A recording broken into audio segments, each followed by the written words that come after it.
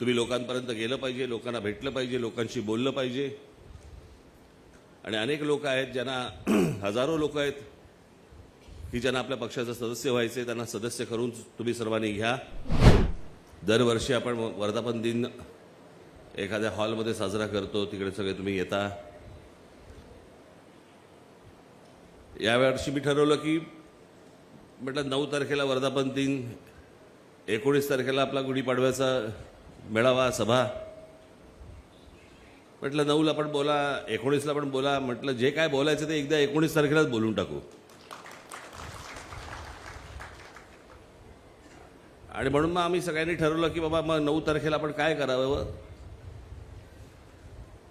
तर पक्ष सदस्य नोंदणी ही बरेच दिवसापासून आपली करायची चालू होती. म्हटलं आपण 9 तारखेला वर्धापन दिनाला पक्ष सदस्य नोंदणी आपण सुरू करू.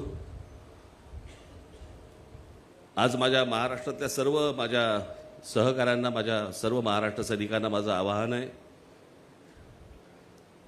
जिथे जिथे वर्दळीच्या जागा असतील, अनेक लोक आहेत ज्यांना आपल्या पक्षाचं सदस्य व्हायचे, नुसतं सदस्य नाही व्हायचे तर त्यांना सक्रिय सदस्य व्हायचे. तर ज्या ज्या वर्दळीच्या जागा असतील, मग तिकडे शाळा असतील, कॉलेजेस असतील, मंदिरं असतील, इतर दुसरी कुठच्या मार्केट असतील, त्या सर्व ठिकाणी आपल्या महाराष्ट्र नवनिर्माण सेनेच्या सदस्य नोंदणीचे स्टॉल्स, टेबल्स तिकडे लागली पाहिजेत. तुम्ही लोकांपर्यंत गेलं पाहिजे, लोकांना भेटलं पाहिजे, लोकांशी बोललं पाहिजे.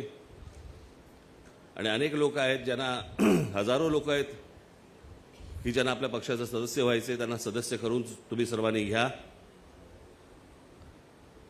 आज महाराजांच्या आशीर्वादाने रायगडावरती आज आपल्या नोंदणीचा सुरुवात आपण करत आहोत.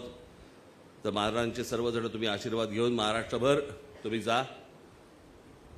आणि येत्या 19 तारखेला गुढीपाडव्याला महाराष्ट्राच्या कानाकोपऱ्यातून माझा जो कोणी माझा महाराष्ट्र सैनिक आहे, जे महाराष्ट्राचे हितचिंतक आहेत, त्यांनी सर्वांनी 19 मार्चला, काय योगायोग आहे बघा, 20 वर्षानंतर आपली पहिली सभा 20 तारखेला झाली होती, 19 मार्चला. आणि आज 20 वर्षानंतर परत आपल्या गुढीपाडव्याच्या सभेला 19 मार्चच तारीख यावी. त्याच्यामुळे तुम्ही सर्वजण उत्साहात, जल्लोषात, गुलाल उधळत आपण सर्वजण शिवतीर्थावरती 19 मार्चला यावं असं एक आवाहन करतो. आणि या नोंदणीच्या उपक्रमाला, सदस्य नोंदणी उपक्रमाला सुरुवात झाली असं जाहीर करतो. धन्यवाद. जय हिंद, जय महाराष्ट्र.